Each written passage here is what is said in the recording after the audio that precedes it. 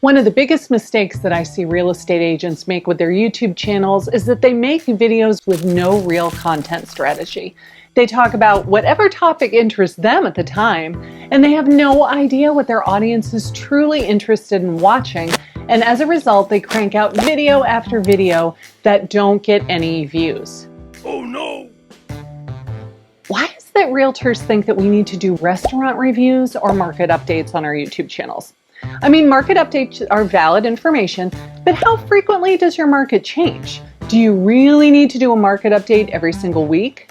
Do you think your audience cares what the market absorption rate is, or how many houses went pending, how many new listings came on the market? I honestly don't think that they do. I think that they want to know how the market affects them, but they don't really need to know the minutia every single week. Don't you think you could probably do that maybe once a quarter? And what about restaurant reviews? We are not food critics. I talked to somebody yesterday. He told me that he had done restaurant reviews for an entire year and he got 0 leads from it. But within 4 weeks of starting to make real estate related videos, he got his first lead from his YouTube channel. Within 4 weeks of making real estate related topics. And that's the point, right? To get clients from your YouTube channel. So how exactly do you do it? Well, let's talk about it. If we haven't met yet, my name is Karin Carr. I am a realtor with a team in Savannah, Georgia, and I love to teach other real estate agents how to attract business rather than chase it, because cold calling sucks and friends don't let friends cold call. So what should your videos be about? Here's my take on it. You need to have a specialty. You need to decide who your ideal client is. Are you going after buyers or sellers? Are you trying to attract first-time buyers, people relocating to your area? Are you trying to attract sellers who are selling and leaving the state altogether? I've done a ton of videos talking about choosing a niche, so I'll link to one of those right here if you need to go into more detail. Basically, there is no right answer on what niche you should choose. It is, what niche do you want? What would bring you the most volume? That would give you the best quality of life and work-life balance? Who would you enjoy working with the most? Now, I find that if you were once your ideal client, that makes it so much easier. My channel's niche is helping people relocate into the area.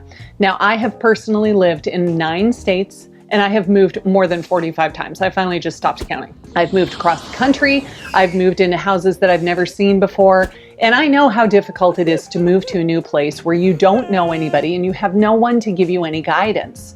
So when I decided to choose that as the niche for my channel, it was very easy for me to be able to figure out what these people need as far as guidance, because I was once that person. So I would absolutely recommend that you do the same.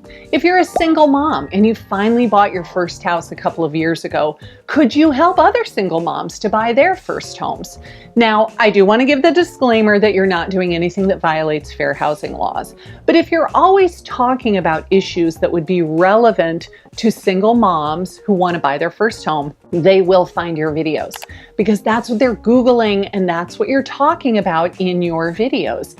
It helps you cut through all of the noise on YouTube and reach the exact person that you're trying to reach at the exact moment when they are looking for your information because they need some help. So now that you know who your ideal client is, it's time to start thinking about their questions, their problems, their challenges. What do they want to know, and how can you best help them? Start keeping a running list of video topic ideas.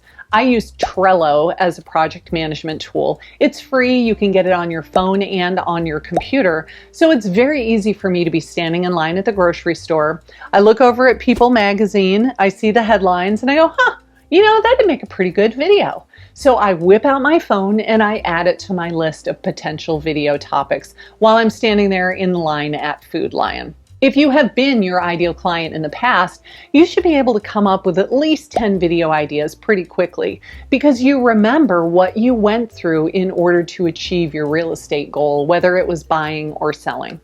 And then every time you have a good idea, or you watch another video and go, oh, that's really a good idea, you can absolutely be inspired by other creators or blog posts that you've read. Just add it to your list so that in the future, when you sit down to make videos, you've got a plethora of ideas to start with.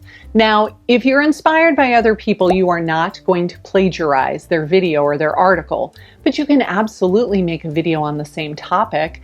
In fact, if you stumble across something on YouTube and they live in a different part of the country and you think that that would be worthwhile, don't even watch their video. Just look at the title, perhaps read the description, see how many views it got, was it popular, is it doing well on their channel, and then go make your own video with your own spin and your own personality. Not only do you want your videos to have a clear focus, the channel as a whole needs to be focused as well. So if somebody does a search, they come across one of your videos, then they click on your channel to find out more about you, it needs to be 100% clear what this channel is about, who it is for, why it would be relevant to them, and show them your unique value proposition. Because if you confuse, you lose.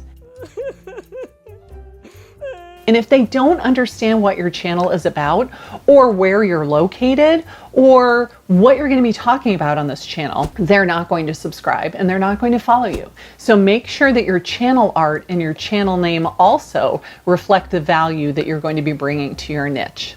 Once you dial in this content strategy, you are going to start getting leads. But how do you convert those people into clients? Well, in this video coming up next, I tell you my best script for converting online YouTube leads. So let's go watch that one together next.